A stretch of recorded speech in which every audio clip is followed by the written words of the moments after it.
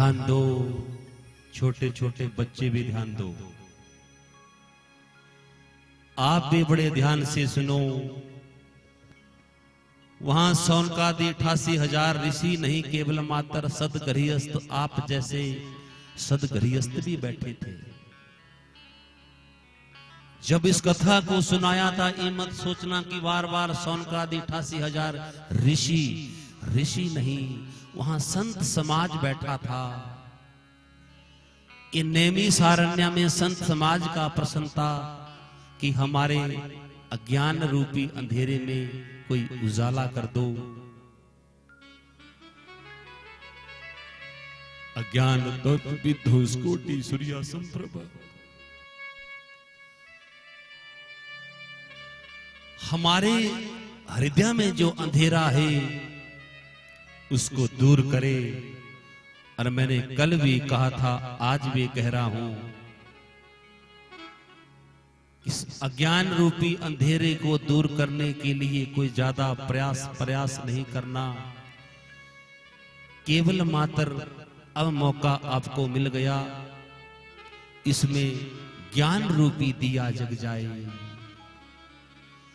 इस मानव मात्र की काल कोठरी में ज्ञान रूपी दिया जब एक जग जाए, दीप प्रज्वलित हो जाए, और यहां ये भट्टी काश्यप गोत्र ठाकुर परिवार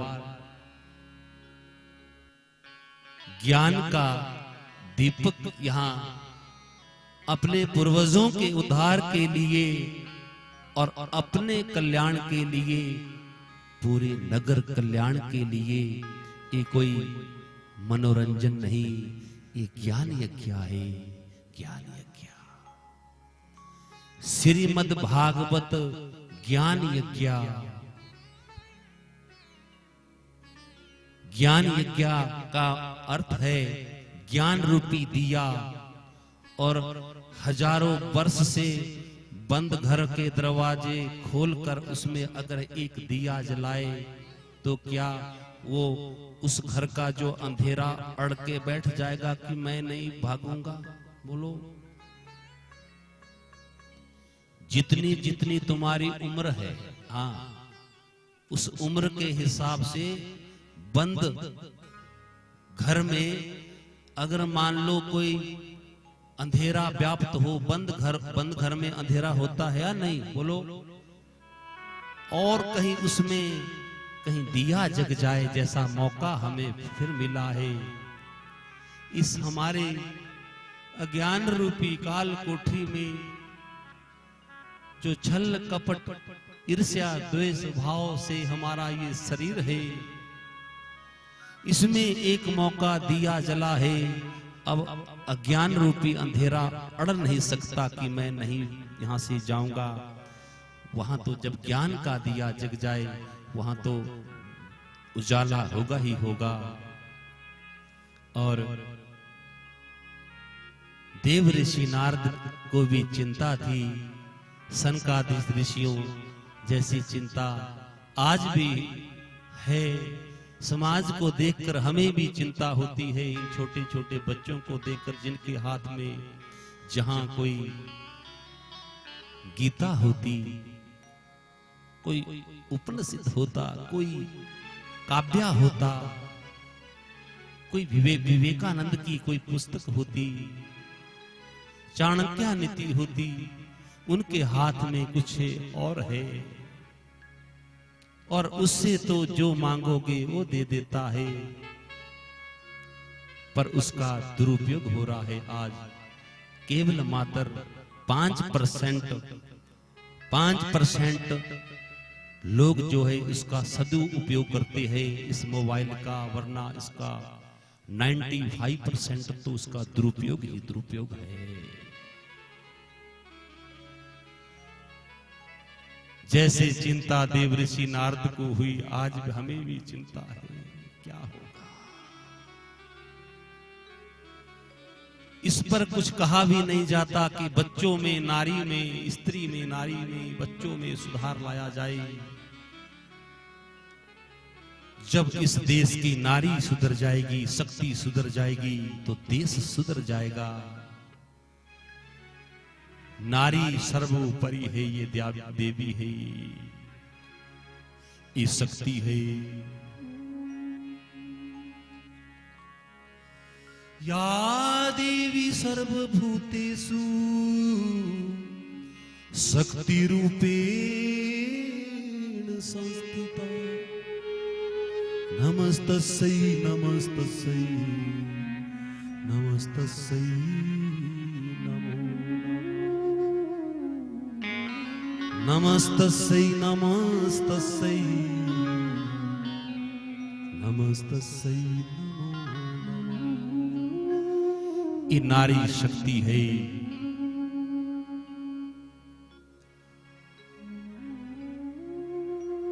देव ऋषि नारद को भी चिंता हुई, अब क्या किया जाए, इन लोगों का क्या होगा। और जब चिंता हुई, चिंता आतुर, एकदा हि विशालायां चत्वारि ऋषियो मला सत्संगार्थ समायात दद्री सुस्तत्र नारदा। उस समय की बात है, ध्यान से सुनना। जब नारद, देव ऋषि नारद को चिंता हुई, बद्रीनाथ में अचानक सनक सनंदन सनातन सनत कुमार ब्रह्मा के जो 4 पुत्र है, जो जिनकी आयु 7 वर्ष है और 7 वर्ष की ही रहती है, ये ब्रह्मा जी के मन से पैदा हुए हैं। कथा आगे आएगी विस्तार से। सनक सनंदन सनातन संत कुमार 4 पुत्रों को, ब्रह्मा के 4 पुत्रों को, संतों को अचानक कहीं देव ऋषि नारद से उनकी भेंट हो गई। देव ऋषि नारद का जब मुख देखा, कथम ब्रह्मन दीन मुखम कुतश्चिंता तरु भवान। प्रश्न किया, ए देव ऋषि नारद, सनकादि ऋषियों ने कहा, ये तेने मुख मलिन, तुम्हारा मुख मलिन कैसे है। बोले भागवत भगवान ऋषियों ने देव ऋषि नारद से कहा, तुम्हारा मुख मलिन क्यों है, तुम्हारे मुख पे चिंता। साधु जो है, महात्मा साधु संत होते हैं, उनको तो कोई चिंता होनी ही नहीं चाहिए।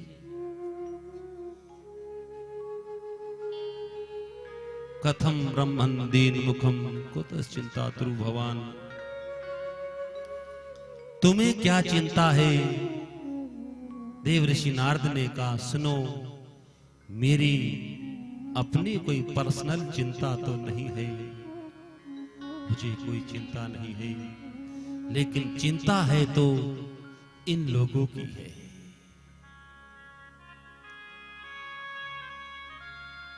इन लोगों की चिंता है, इनका क्या होगा। और देव ऋषि नारद ने कहा, सुनो, मैं इस धरती, इस लोक में आया था, मुझे कहीं सुख मिले, शांति मिले, कहीं सत्संग मिले, कहीं आनंद मिले। सनकादि ऋषियों ने कहा, फिर क्या हुआ, फिर क्या हुआ महाराज।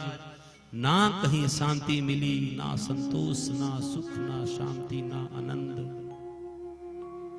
सनकादि ऋषियों ने कहा, सुनो देव ऋषि नारद, अगर सत्संग की इच्छा करते हो, तुम्हें सुख मिले, शांति मिले, आनंद मिले, अगर तुम्हें ऐसा तुम्हारा भाव है, तो जाओ तीर्थों पर,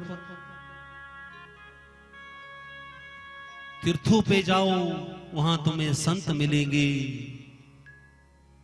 देव ऋषि नारद ने कहा, सुनो, मैं तीर्थों पर ही गया था कि हरि क्षेत्रम कुरुक्षेत्रम श्रीरंग सीतु वंदनम एवमादिषु तीर्थेषु ब्रह्ममाणम् इतस्तव। मैं कहीं कुल्लू मनाली चंडीगढ़ दिल्ली नहीं, हरि क्षेत्रम कुरुक्षेत्रम श्री रंग सेतु वंदनम। मैं तीर्थों पर ही गया, मैं कहीं यहां वहां नहीं। फिर क्या हुआ? देव ऋषि नारद कह रहे हैं मैं नहीं। जब मैं तीर्थों पर गया, ऐ सनकादि ऋषियों, वहां मुझे शांति नहीं, वहां जाके मैं अशांत हो गया। कैसे? वहां जाके मैंने क्या देखा? जो तपोस्थली है भगवान की, जहां भगवान ने तप किया है तीर्थों पे, जिनकी जिन तीर्थों की हमारे सनातन में मान्यता है, और सच में जहां तीर्थ है, देव ऋषि नारद कहते हैं सुनो, उन तीर्थों पे मैंने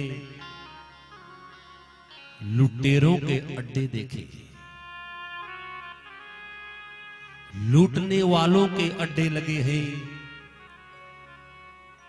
पैसे दोगे तो दर्शन होगा, वरना दर्शन नहीं। पिछली गली से कहीं वीआईपी धन दे के दर्शन हो जाएगा, जो लाइन में खड़ा है उसको दर्शन नहीं होगा। अब संतों के पास कहां धन होता है? तीर्थों की सत्ता भी नाम के तीर्थ रह गए।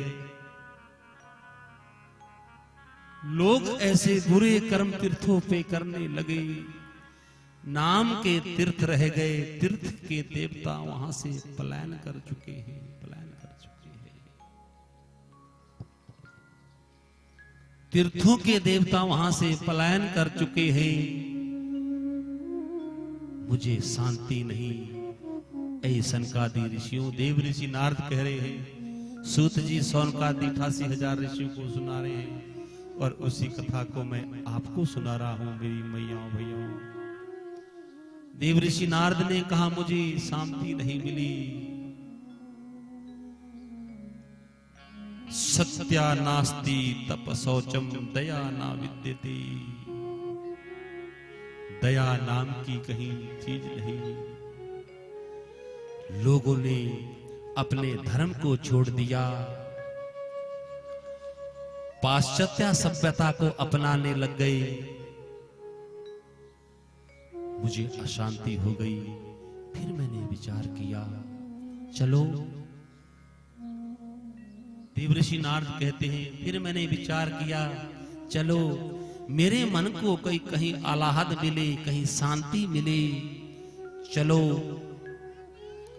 मैं संतों के पास जाता हूं, संत ब्राह्मणों के पास जाता हूं, शायद मुझे वहां शांति मिले। और मैंने ऐसा ही किया। देव ऋषि नारद कह रहे हैं, जब मैं संतों के गया, वहां संतों में क्या देखा? पाखंडा निरता संता विरक्ता सा परिग्रहा। संत भी पाखंड पारायण हो चुके हैं, संत ब्राह्मण भी पाखंड पारायण हो चुके हैं।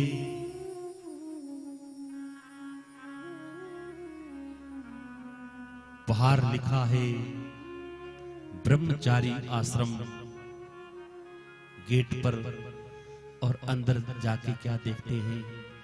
उनके बच्चे खेल रहे हैं।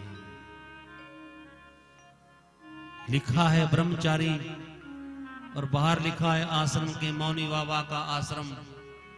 क्या लिखा है?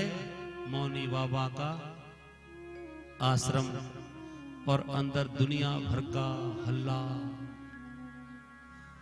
बाहर लिखा है मौनी बाबा का आश्रम। पाखंडा निरता संता तपसी धनमंत दरिद्र गृही। कली कौतुक तात न जात न कही। देव ऋषि नारद कह रहे हैं, गृहस्थी जो है गरीब है, और संतों के पास धन है। ये बड़े ध्यान से सुनना। गृहस्थी गरीब है और संतों के पास धन है, ये उल्टा है। संतों के पास बड़ी लंबी लंबी गाड़ियां होगी और जो गृहस्थी जिनको धन की आवश्यकता है उनके पास धन नहीं होगा। संतों के जब मैंने ऐसा देखा, ब्राह्मण भी अपने कर्म से चूक जाएंगे, ब्राह्मण भी अपने यजमान का कल्याण नहीं चाहेंगे, उसका शोषण करेंगे। यहां तो ऐसा नहीं होगा। लेकिन कहा क्योंकि जिस ढंग से सूत जी ने सुनाई उस ढंग से ही हमें सुनाना पड़ेगा। वक्ता बचते बचते सुनाते हैं कि हमें ऐसा ना हो कोई दोबारा बुलाए ना बुलाए, लेकिन हम इसमें कोई परहेज नहीं करते। यहां कहा है ब्राह्मण भी यजमान का दोहन करेगा। ऐसे ब्राह्मण को भगवान का चलता फिरता जो रूप है, भगवान की चलती फिरती मूर्ति जो है ब्राह्मण है।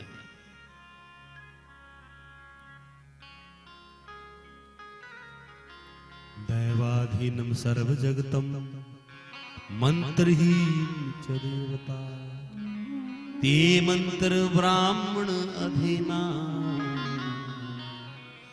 तस्मात् ब्राह्मण देवता। ब्राह्मण देवता है,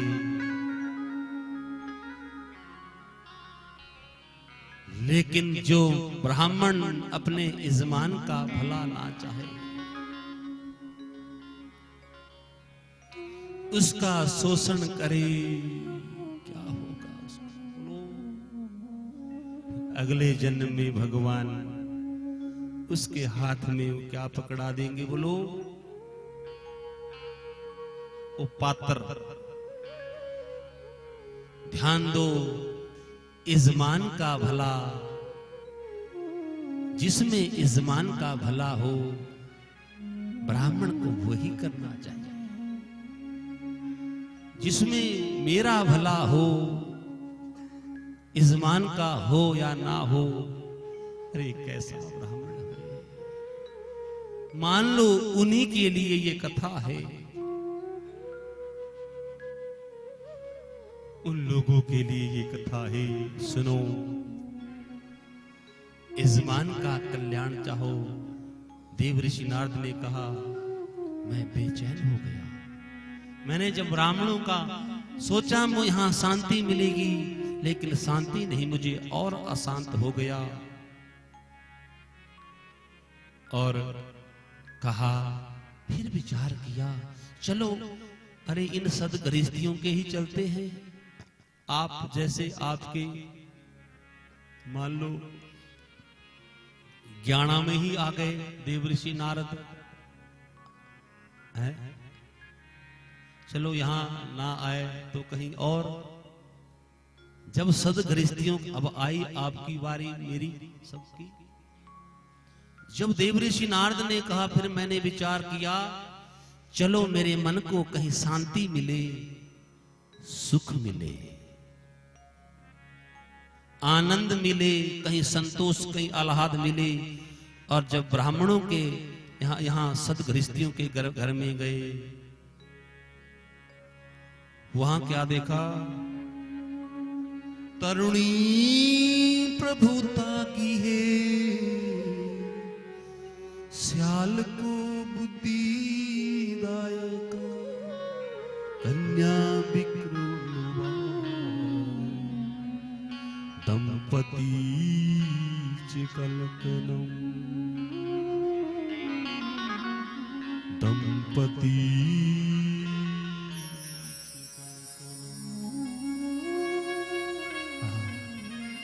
तरुणी प्रभुता गिही, श्याल को बुद्धि दायका। देव ऋषि नारद जब गृहस्थियों के घर में आए, क्या देखा?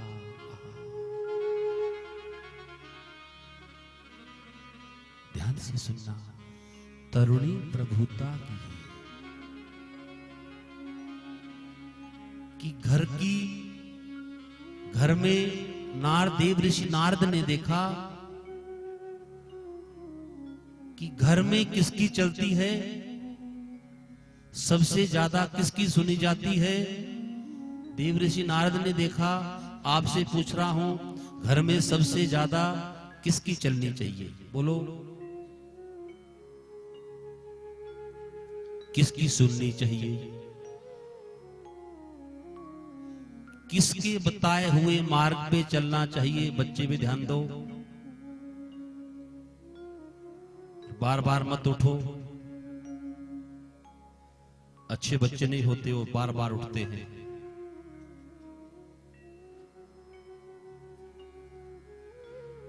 किसकी चलनी चाहिए बोलो, बड़े बुजुर्गों की। हाँ हाँ हाँ, ठीक कहा, बड़े बुजुर्गों की चलनी चाहिए। जो घर में बड़े बुजुर्ग है, दादा दादी, माता पिता, कोई ताया, उनकी चलनी चाहिए। लेकिन देव ऋषि नारद ने कहा सनकादिक ऋषियों से, सुनो मैंने क्या देखा, तरुणी प्रभुता की है।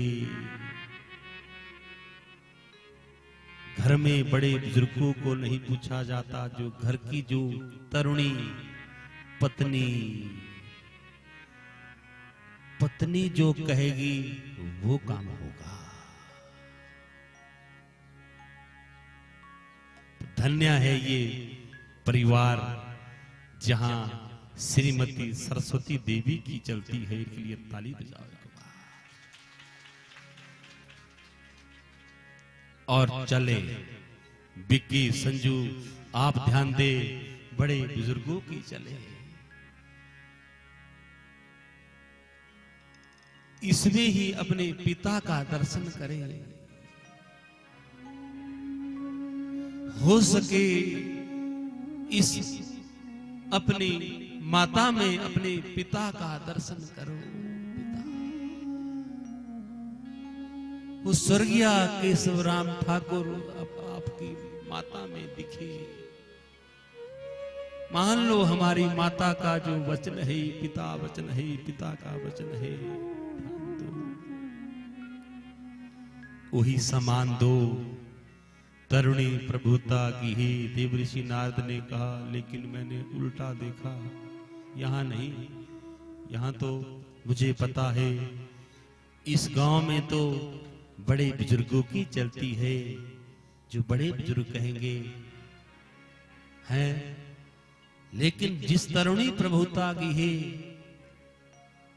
देव ऋषि नारद ने कहा बड़े बुजुर्गों को नहीं पूछा जाता। जो बड़े बुजुर्ग हो जाते हैं उनकी खटिया या तो किसी खेत में है या किसी ऐसे कमरे में उनकी खटिया रख देंगे जहां उनको कोई नहीं पूछता। और तरुणी की पूछती है, तरुणी प्रभुता की ही। हाँ, अच्छी बात है अगर कोई आपकी पत्नी कोई सदमार्ग के रास्ते पर आपको चलाए, सत्कर्म करने की कोई आपकी धर्मपत्नी कोई प्रेरणा दे, तो मानने में कोई बुराई भी नहीं है। लेकिन बार बार आपको प्रेरित करे कि एलसीडी छोटी है, थोड़ी बड़ी लाओ, और ये थोड़ा छोटा है, थोड़ा साइज बड़ा करो, घर थोड़ा इनका देखो कैसा है, थोड़ा इसको। अगर मोह माया में आपको उलझाए पत्नी हो तो गोस्वामी तुलसीदास जैसी,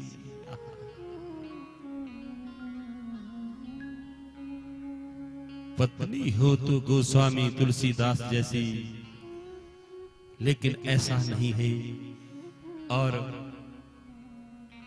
श्याल को बुद्धिदायका ऐसा कहा है, फिर भी कोई कसर रह जाए अगर पत्नी से समस्या का समाधान ना निकले, समझ ना आए, तो किसको बुलाया जाता है? देव ऋषि नारद कह रहे हैं, सियाल को बुद्धिदायक। घरवाली का भाई साला, जिस घर में, हाँ देखो यहां कोई साला जीजा तो नहीं बैठे हैं अभी, धर्मचंद अभी तो आया नहीं ना, बहन तो है निशा। पर सुनो, अगर भैया कोई साला समझदार हो तो सलाह लेने में बुराई भी कुछ नहीं है, हैं? आप जैसा कोई समझदार साला हो, कोई तो बुराई भी क्या है बोलो। पर लेकिन कहीं साला हुआ कैसा, शकुनी जैसा है, और आज है। जब साले से सलाह ली जाएगी, जितना प्रेम आपको है अपने माता पिता के प्रति, दादा दादी के प्रति, क्या वो साले को होगा? बोलो, जितना प्रेम आपको माता पिता दादा दादी के प्रति है, आपके साले को वो प्रेम होगा? उनसे उतना नहीं। तो उससे सलाह भी ली जाए तो आज की बात थोड़ा विचार जरूर करना। सर्वप्रथम तो अपने अम्मा बाबा बुजुर्गों की सलाह लो, बड़े भाई की सलाह लो। कोई भी कार्य करे विक्की, बड़े भाई को पूछा जाए, ये शास्त्र सम्मत सिद्धांत है। अम्मा बाबा को पूछा जाए, दादा दादी ताया को पूछा जाए। और कहा सियाल को बुद्धिदायक का बड़ी चिंता हुई। और फिर मैं विचार किया, देव ऋषि नारद ने, मैं दुखी हो गया, मुझे बहुत दुख हुआ। अब क्या किया जाए, अब कहां जाए?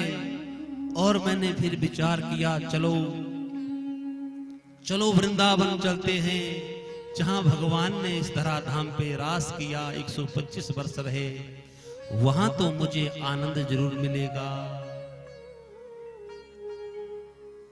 ये कथा जो बद्रीनाथ विशालापुरी में कही जा रही है, और उधर नैनी सारण्या में, और यहाँ मैं ज्ञाना में ठाकुर परिवार में आपको सुना रहा हूं, ध्यान से सुनना। कहा जैसे देव ऋषि नारद ने कहा, सुनो मेरे मन में और अशांत हो गया, सोचा वृंदावन में चलते हैं, वहां शायद मुझे मेरे मन को शांति मिले। जैसे मैं वृंदावन में आया, मैंने वहां एक कौतुक देखा। सुनो क्या देखा? एक नौजवान बड़ी सुंदर स्त्री, नौजवान बड़ी सुंदर स्त्री बैठी है, और उसकी गोदी में दो बूढ़े सोए हैं।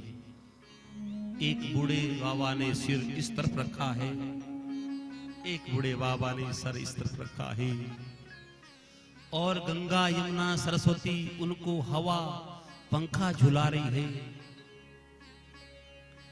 और उस नवयुवती देवी के आंखों में आंसू है, रो रही है। और जब मैंने, देव ऋषि नारद ने कहा, जब मैंने उस नारी को देखा, मेरे मन में विचार आया, सुनो मैं इसके पास जाऊं, इसकी आंख में आंसू है, इसका दुख मैं दूर करूं। संतों के मन में दया होती है, जिसके मन में दया है वो सदगृहस्थ होके भी संत है। जिसके मन में दया है, दया धर्म का मूल है, पाप मूल अभिमान। जिसके हृदय में दया है, उसके हृदय में आप। संतों देवर्षि नारद संत को दया आई, मैं जाऊं इससे पूछूं तुम क्यों रो रही हो, तुम्हें क्या दुख है।